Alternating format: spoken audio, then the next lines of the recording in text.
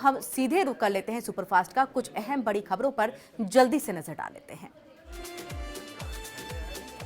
नोटबंदी पर संसद में संग्राम जारी है। आज भी सदन की शुरुआत हंगामे के साथ हुई है। राज्यसभा में 16 नवंबर को इस मुद्दे पर चर्चा शुरू तो हुई, लेकिन पूरी नहीं हो पाई है। विपक्ष पीएम मोदी की मौजूदगी में चर्चा की मांग कर रहा है।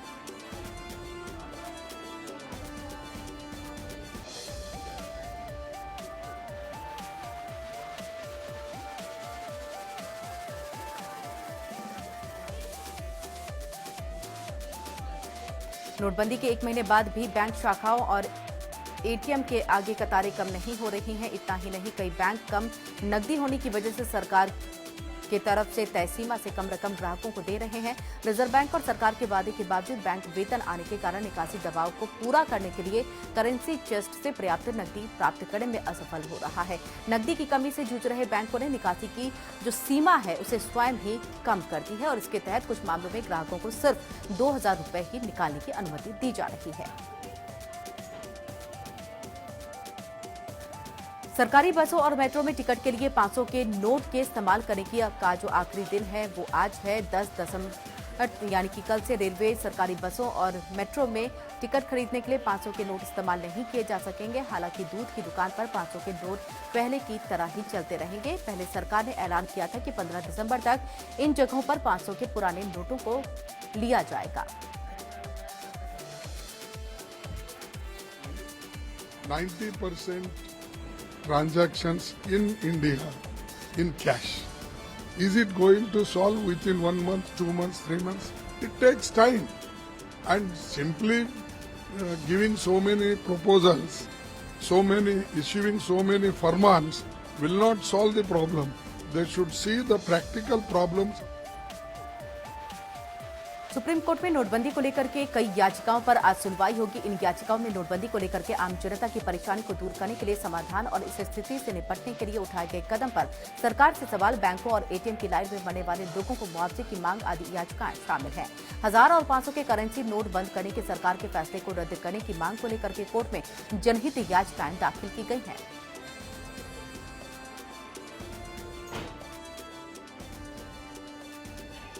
नोटबंदी के बाद से नई करेंसी की खेप बरामद होने की सबसे बड़ी घटना सामने आई है चेन्नई से, जहां पर आयकर विभाग ने 8 जगहों पर छापा मारा। इसमें बरामद नकदी और सोना देकर के आयकर अधिकारियों की आंखें भी चौंधिया गई। टीम ने इस छापेमारी में कुल 90 करोड़ रुपए बरामद किए हैं। इसमें से 70 करोड़ रुपए तो नई करेंसी में है। बताया जा रहा है कि इसमें 10 करोड़ रुपए 2000 के नोट हैं। टीम को यहां से 100 किलो सोना भी बरामद हुआ है, जिसकी कीमत तकरीबन 30 करोड़ रुपए बताई जा रही है। आईटी टीम ने 2 ज्वेलर शेखर रेड्डी और श्रीनिवास रेड्डी के घर और ऑफिसों पर रेड की है। इसके साथ ही प्रेम नाम का शख्स भी इनके साथ है। इसके अलावा एक होटल पर छापा भी मारा गया और जिन ठिकानों पर रेड की गई है वे सभी अन्ना नगर और टी नगर इलाके में है। और बताया जाता है कि शेखर रेड्डी रेत का बिजनेस करता है और तिरुमाला तिरुपति देवस्थानम ट्रस्ट का मेंबर भी है। पुलिस और आईटी टीम को प्रेम के बारे में जानकारी मिली थी कि वो मनी एक्सचेंज और मनी लॉन्ड्रिंग कर रहा है।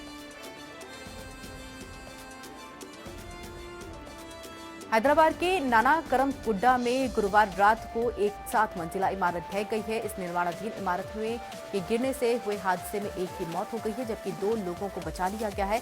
बचाए गए लोगों में एक बच्चा भी शामिल है, जबकि अभी तक 10 लोगों के दबे होने की आशंका जताई जा रही है।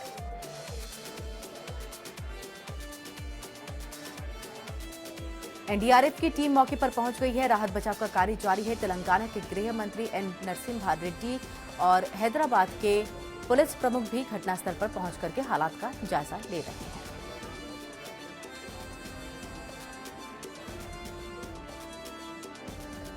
कांग्रेस अध्यक्ष सोनिया गांधी का आज 70वां जन्मदिन है। सोनिया गांधी का जन्म 9 दिसंबर 1946 को इटली के लुसियाना में हुआ था। जब उनका जन्म हुआ था तो किसी ने नहीं सोचा होगा कि ये लड़की आगे चल करके भारत की सियासत का अहम चेहरा होगी। इटली की एडविग एंटोनिया भारत की सोनिया गांधी बनी राजीव गांधी से शादी करके। सोनिया गांधी देश की ऐसी पॉलिटिशियन है जिन्हें विदेशी होते हुए भी देश की सत्ता पर अपने असर और प्रभाव के लिए जाना जाता है। प्रधानमंत्री नरेंद्र मोदी ने भी सोनिया गांधी को ट्वीट करके जन्मदिन की बधाई दी है। उन्होंने सोनिया गांधी के बेहतर स्वास्थ्य और लंबी जिंदगी के लिए ईश्वर से प्रार्थना की। सोनिया गांधी के जन्मदिन पर देश भर में कांग्रेसी कार्यकर्ता अपने तरीके से उनका जन्मदिन मना रहे हैं। दिल्ली में सोनिया गांधी के आवास 10 जनपद के बाहर कांग्रेसी कार्यकर्ताओं की भीड़ उमड़ी हुई है और बड़ी संख्या में कांग्रेसी कार्यकर्ता और नेता सोनिया गांधी को बधाई देने के लिए पहुंचे हुए हैं।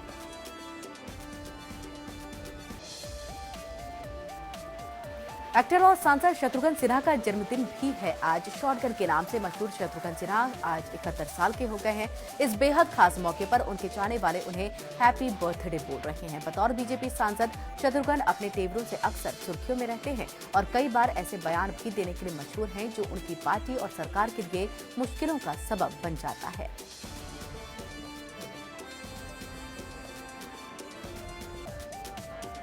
फतेहपुर में आज भारतीय जनता पार्टी की परिवर्तन रैली है। एमजी डिग्री कॉलेज परिसर में होने वाली इस रैली के लिए बीजेपी ने खासी तैयारी कर रखी है। रैली को केंद्रीय गृह मंत्री राजनाथ सिंह, प्रदेश अध्यक्ष केशव प्रसाद मौर्य, केंद्रीय मंत्री साध्वी निरंजन ज्योति और केंद्रीय स्वास्थ्य मंत्री अनुप्रिया पटेल संबोधित करेंगी।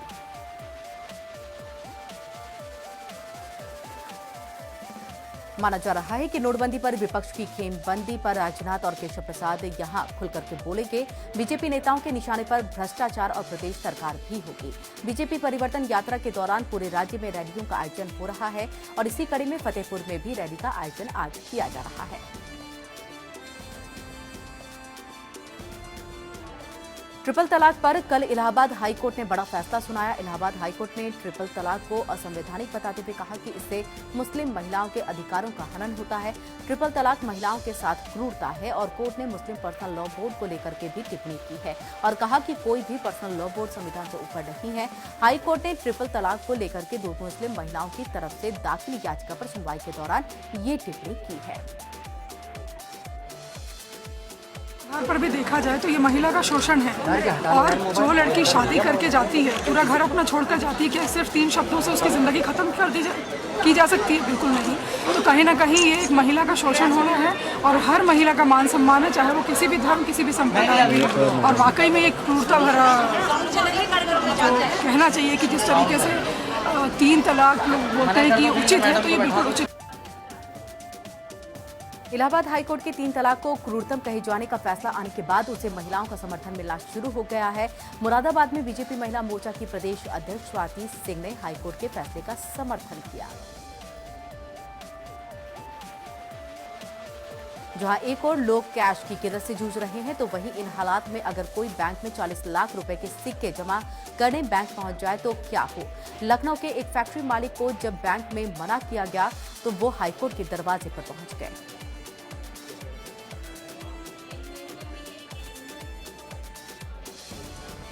कोर्ट ने याची को राहत तो दिया है, लेकिन साथ ही इसकी जांच भी करने का आदेश दिया है। हमारे संवाददाता खुरम निजामी ने बैंक के अधिवक्ता सुदीप सेठ से जानने की कोशिश की कि क्या था पूरा मामला और कोर्ट ने इस याचिका पर क्या कहा।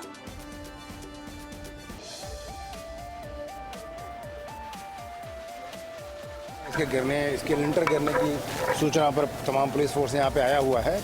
अभी ठेकेदार से बात हुई, उसने बताया कि कुल 13 लोग काम कर रहे थे। वो जैसे लिंटर ध्वस्त होने लगी तो 12 लोग तो भाग गए और उसके अकाउंट के हिसाब से एक आदमी फंस गया था, उसको भी पुलिस ने रेस्क्यू कर लिया, एक आदमी के पास भिजवा दिया गया है।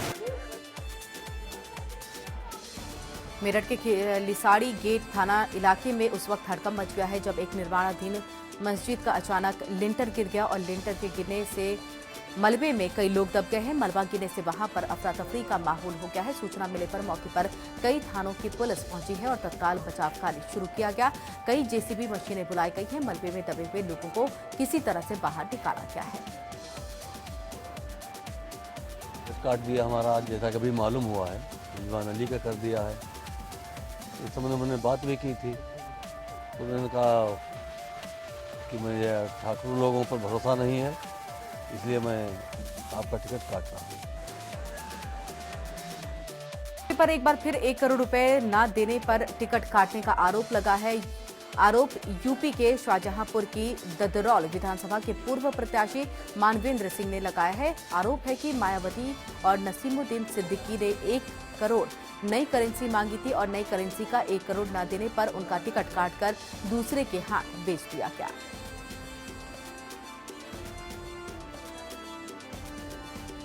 पंचायत द्वारा संचालित एक स्कूल है लक्ष्मी राज इंटर कॉलेज। इनके यहाँ एक लेटर आया है जिसमें स्थानीय भाषा का प्रयोग किया गया है और ये कहा गया है कि 5 करोड़ रुपए नक्सली गतिविधियों के लिए नए नोट में मांगा गया है।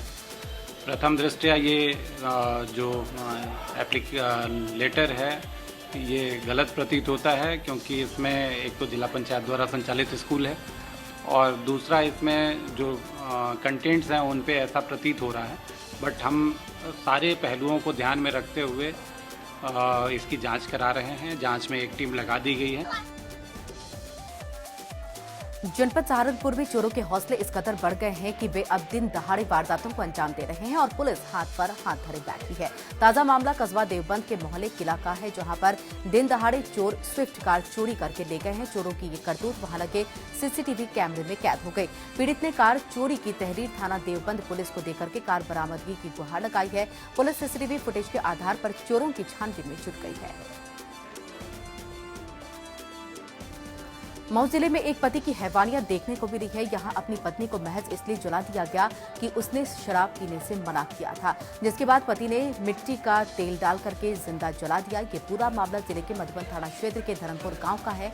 घटना से गांव में अफरा तफरी का माहौल है और आनंद फानंद में ग्रामीणों ने आग बुझाया और पीड़िता को जिला अस्पताल पहुंचाया है, जहां उसकी हालत गंभीर बनी हुई है। इस मामले में सूचना मिलते ही सदर तहसीलदार अस्पताल पहुंच करके पीड़िता का बयान लिया है। अनिल और प्रियंका की शादी 2 साल पहले ही हुई थी। शादी के बाद अनिल शराब पीकर के घर आता, पत्नी को पीटता था। पत्नी प्रियंका शराब पीने से मना करती और उसके बाद से ही अनिल पत्नी की पिटाई शुरू कर देना। लेकिन बीते दिन हद तब हो गई जब शराब के नशे में पति घर पहुंचा। पत्नी ने रोज की तरह मना किया और इस बार यही बात अनिल को नागवार गुजर गई और मिट्टी का तेल डालकर जिंदा जला दिया। हाथरस के थाना हाथरस गेट क्षेत्र के रमनपुर स्थित कस्तूरबा गांधी आवासीय विद्यालय की लगभग 2 दर्जन छात्राएं फूड पॉइजनिंग का शिकार हो गई हैं और छात्राओं की हालत बिगड़ने लगी है, तो छात्राओं को आनंद फानंद में जिला अस्पताल में भर्ती कराया गया। छात्राओं के बीमार होने की सूचना मिलते ही शिक्षा विभाग में हड़कंप मच गया है।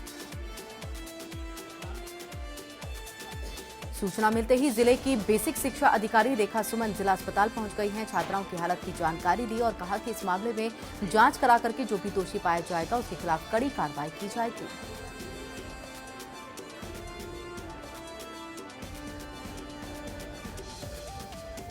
हाथरस के थाना हसायन क्षेत्र में 12 अंतर्राष्ट्रीय पक्षियों की मौत से हड़कंप मच गया है। जांच में ये सामने आया कि पक्षियों को एक शिकारी ने जहरीला चावल देकर के मौत के घाट उतार डाला।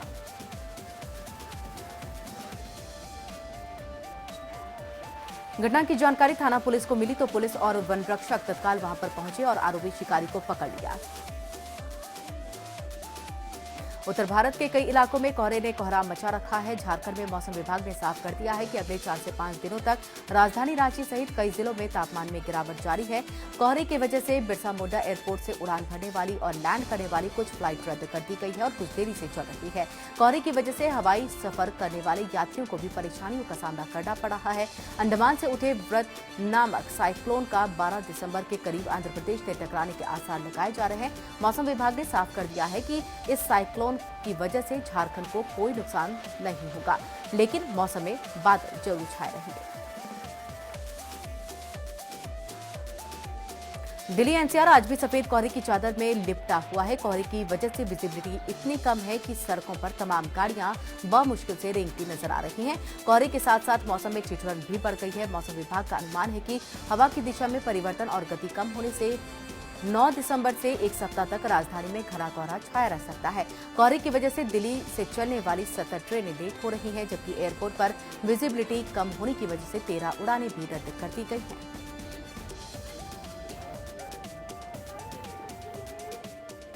और इसी के साथ एपीएन सुपरफास्ट में इतना ही। रुकेंगे एक छोटे से ब्रेक के लिए। ब्रेक के बाद भी एपीएन पर खबरों का सिलसिला लगातार जारी है।